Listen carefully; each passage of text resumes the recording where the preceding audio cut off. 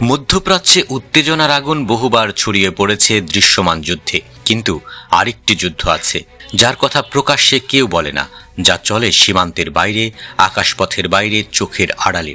সেটি হচ্ছে ইসরায়েল ও ইরানের দীর্ঘদিনের ছায়াযুদ্ধ, যার কেন্দ্রবিন্দুতে রয়েছে গোয়েন্দা তৎপরতা, নাশকতা এবং মনস্তাত্ত্বিক যুদ্ধ। সাম্প্রতিক মাসগুলোতে এই যুদ্ধ নতুন মাত্রা পেয়েছে। ইসরায়েল ইরান সংঘাতের সর্বশেষ অধ্যায়টি শুরু হয় জুন মাসে, মাত্র 12 দিনের এক সংক্ষিপ্ত কিন্তু অত্যন্ত তীব্র যুদ্ধে। তবে বিশেষজ্ঞরা বলছেন এই 12 দিনের সংঘর্ষই পুরো গল্প নয়। প্রকৃত যুদ্ধটি চলেছে বহু বছর ধরে, গোপনে, নীরবে, গোয়েন্দা সংস্থার ছায়ায়।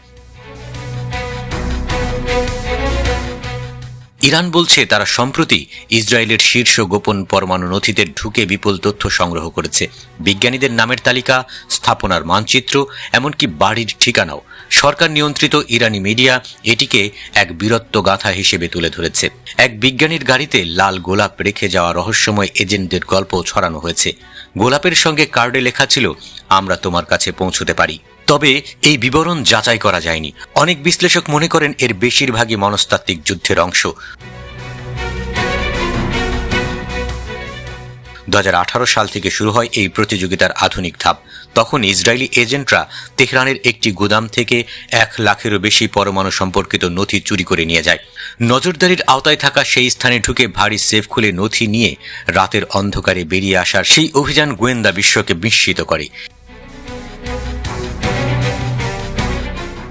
এই নথিগুলো পরে ইসরায়েল প্রকাশ করে, যা ইরানের পরমাণু অস্ত্রায়ন প্রকল্প প্রজেক্ট আমাদ সম্পর্কে নতুন প্রশ্ন তোলে। এরপর শুরু হয় একের পর এক রহস্যজনক দুর্ঘটনা। নাতানজে বিস্ফোরণ, ক্ষেপণাস্ত্র গবেষণাগারে আগুন, শিল্প প্রতিষ্ঠানে অঘটন। ইরান প্রথমে এগুলোকে প্রযুক্তিগত ত্রুটি বললেও পরে সরাসরি ইসরায়েলকে দায়ী করে। 2020 সালে ঘটানো হয় সবচেয়ে আলোচিত হত্যাকাণ্ড। ইরানের পরমাণু কর্মসূচির মূল স্থপতি মোহসেন ফাখরিজাদেহকে হত্যা করা হয় একটি স্বয়ংক্রিয় স্যাটেলাইট নিয়ন্ত্রিত অস্ত্র ব্যবহার করে। ওই হামলায় কোনো মানবঘাতক উপস্থিত ছিল না বলে জানানো হয়। 2025 সালে এসে গুপ্ত যুদ্ধ আরও বদলে যায়।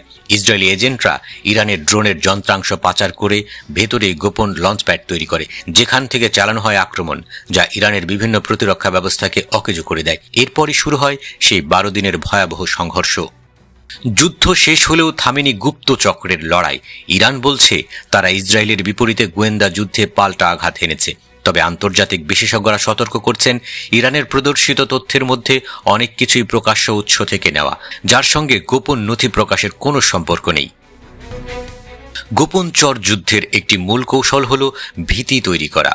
তথ্য ফাঁস করা হোক বা ভুয়া গল্প ছড়ানো, উভয়েরই লক্ষ্য একটাই, প্রতিপক্ষকে মানসিকভাবে দুর্বল করা। এই যুদ্ধের গভীরতা এখানেই। বোমার আগে গুপ্তচর, আকাশ আক্রমণের আগে ফাইল চুরি, বিজ্ঞানের সিদ্ধান্তের আগে সন্দেহের সৃষ্টি। কখনো ল্যাবরেটরি, কখনো বিমানবন্দর, কখনো বিশ্ববিদ্যালয়ের সেমিনার, সব জায়গায় হয়ে উঠেছে ভবিষ্যৎ সংঘর্ষের সম্ভাব্য যুদ্ধক্ষেত্র। ইসরায়েল ইরান দ্বন্দ্ব যতই থমকে থাকার ইঙ্গিত দিক না কেন, বিশেষজ্ঞরা বলেন এই ছায়াযুদ্ধ কখনো বন্ধ হয় না, কারণ দৃশ্যমান যুদ্ধ যেখানে শেষ হয় সেখান থেকেই শুরু হয় গোপন যুদ্ধ।